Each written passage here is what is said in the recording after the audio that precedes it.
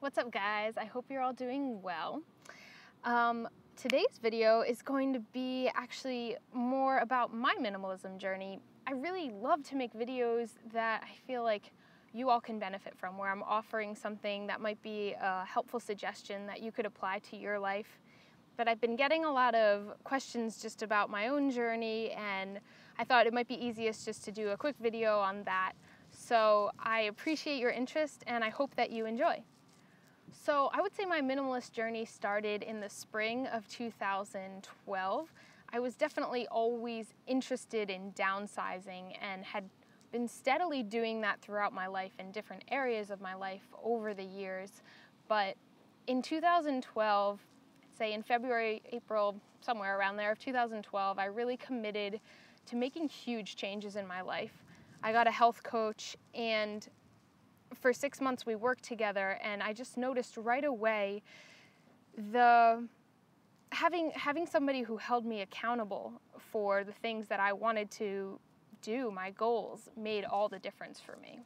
So initially I did that for reasons of health, and specifically dealing with, I wanted to change my diet and lifestyle, but everything's really connected, and it's interesting how much it really overhauled my entire world in a relatively short amount of time, and I've just kind of kept going from there. At the time, I was already living pretty simply. I was living in one room with my partner at the time, out of my parents' home. And we did a good job in that small space and had all of our life there, all of our belongings. But I still, compared to what I own now, it's just, there was too much, and there was too much going on in my life. So instead of telling you about the whole journey, I'm just going to go through a couple categories of my life and explain where I was there then and where I feel like I am now. So in a job or at my work life, I, at the time, was managing a yoga and holistic health center. And working as an office manager in that capacity was really amazing in some regards, and it was really overwhelming in others. It's pretty much, as far as jobs go, an amazing job. The environment was great, the people were great, but I was still working 40 plus hours a week sitting at a desk, working behind a computer with more than I could manage on my plate, and feeling like I wasn't doing the things that were really important to me. And now I really feel free in the sense that I make my own schedule and live each day pretty much as I want, and without the restraint of feeling like I have to be somewhere or I have to do something. The things I do for work, I choose to do. I work as a website consultant, I do some coaching, and I also really enjoy dedicating a lot of time to this simple living and travel and continuing to develop this business. I went from working over 40 hours a week. At one point, I had 2 jobs, and it was definitely more like 60, to working, I don't know, it really depends. And the thing is, it doesn't feel like work. So I think ideally, my ideal is to work something like a 20-hour work week. But again, when what you do is something you love, it's hard to say, like, am I working right now filming this video? I don't think so. The items in my life have been dramatically reduced. I went from living what most people would probably consider a very simple life. I went from a simple apartment to just one room, and from there I downsized just to another smaller apartment, and then eventually down to just one backpack. And recently, a lot of you know, I bought an RV, so now I have an RV.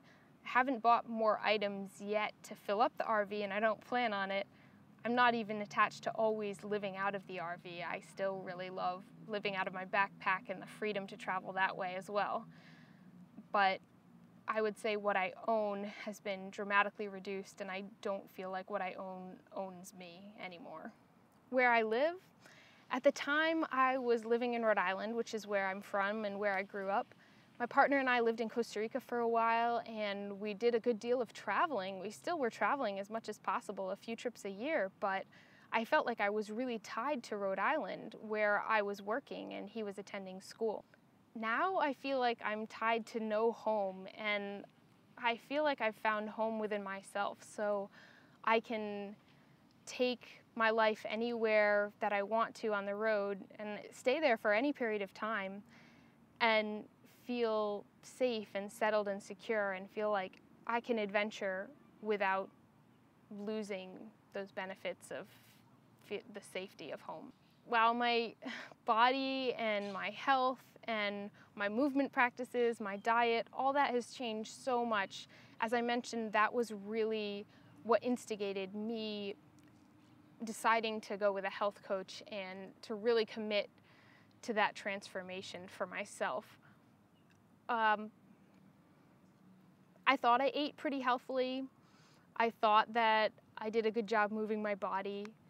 But now that I've experienced this other side, it's such contrast that for me and for the lifestyle I want to live, I really recognized that I wasn't healthy and I wasn't fit. I was getting sick all the time. I had migraines and just was always getting the flu and shingles and pneumonia and mono, and I had acne and I felt tired and run down. And I was still going to the gym almost every day and running outside and doing yoga. And a lot of people would have said that I was healthy and happy, but I just wasn't vibrant and full of life the way I wanted. I wouldn't say I ate a standard American diet because I had cut out dairy and gluten at different points and didn't eat a ton of meat anyway. And so there were definitely aspects that I had already cleaned up in my diet. But as I said, I didn't feel good and I noticed the impact on my health. Within a couple weeks of working with my health coach and keeping a food log, I got down to what people would probably refer to as a low-fat cooked vegan diet, and I just still wasn't thriving. And my health coach suggested a low-fat raw vegan diet, which, you know, is what experts may call the way I eat, but I just eat the way that feels good. And so now I eat just fruits and veggies, and I feel incredible. If you're interested in hearing more about that, I know a lot of people have asked me about how I eat and my journey there, and I just feel like I don't know that it belongs on my channel, but a friend of mine did interview me recently, a 2-part interview, so I'll put up the links to that here if you want to check that out.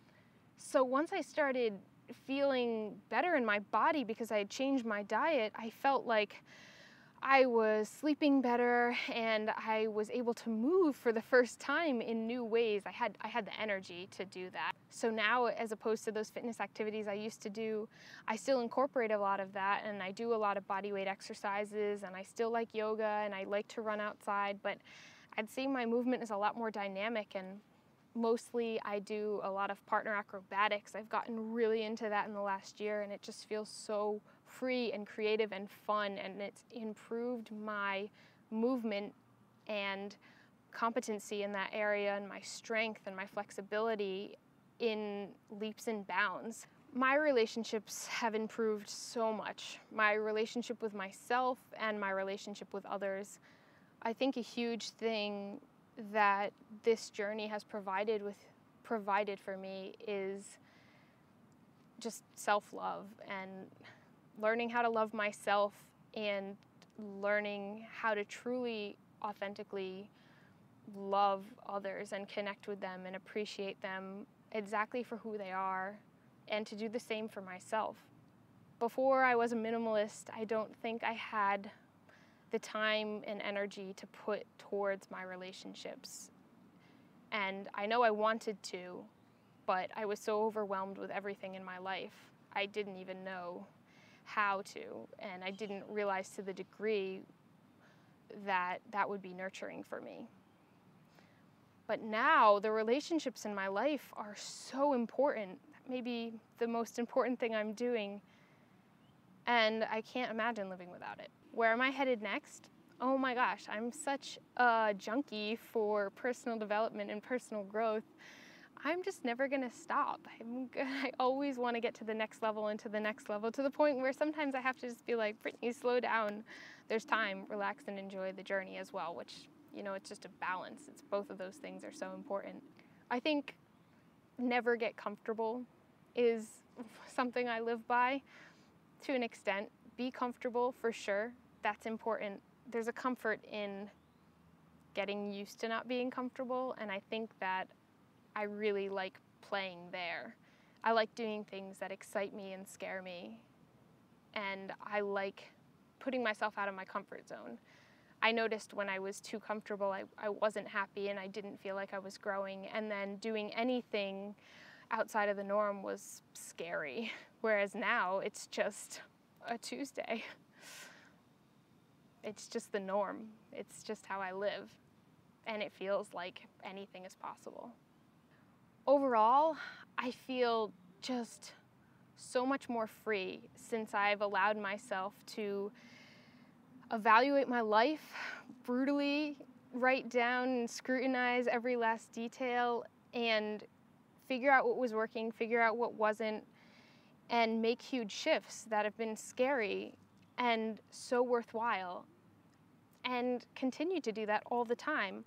I think that I so strive to be a badass minimalist and just the person that I want to be, and I think that requires constant evaluation, self-evaluation, everything. And I mean, I'm just loving the journey, if you guys can't tell. I'm so happy. I feel so grateful for all of this. I really appreciate that you've expressed the interest to know more about me. And I mean, I want to know all of you, and I know you all have amazing stories, so please, reach out to me, connect. Thank you so much for watching, and I hope you guys have a great day.